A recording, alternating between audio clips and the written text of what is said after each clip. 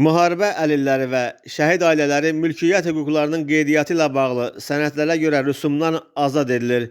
Bu, Milli Məclisin 16 dekabrda keçirilən iclasının gündəliyinə daxil edilən dövlət rüsumu haqqında və daşınmaz əmlakın dövlət reyestri haqqında qanunlara təklif edilən dəyişiklikdə əksini tapıb.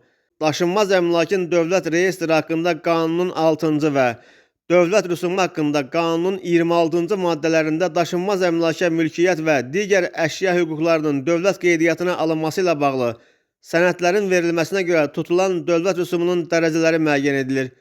Bura daşınmaz əmlaka dair hüquqların dövlət qeydiyyatına alınması ilə bağlı reyestrdən çıxarışın, texniki sənədlərin, pasport və plan ölçüsünün verilməsi, torpaq sahələri üzərində hüquqların qeydiyyatı üçün mərcçəkmə işlərinin görülməsi, daşınmaz əmlak üzərində hüquqların məhdudlaşdırılmasına, yüklülüyünə dair dövlət reyestrindən arayışın verilməsi, ipotekanın dövlət qeydiyyatına alınması, eləcə də daşınmaz əmlaka dair digər hüquqi hərəkətlərə aiddir. Təklif olunan dəyişiklik sosial cəhətdən həssas əhali kateqoriyasının müharibə ilə əlaqədar 20 yanvar hadisələri ilə əlaqədar hərbi xidmət vəzifələrini yerinə yetirməklə əlaqədar, o cümlədən Çernobıl Atom Elektrik Stansiyasında hərbi xidmət vəzifələrini yerinə yetirməklə əlaqədar əlilliyi müəyyən edilmiş şəxslərin, habelə şəhid ailəsi statusu almış şəxslərin həmin xidmətlərə və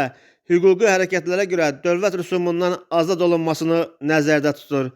Azad olma qeyd olunan kateqoriyadan olan şəxslərin sosial müdafiəsinə yönəlib, layihə səsverməyə çıxarılaraq birinci oxunuşda qəbul edilib.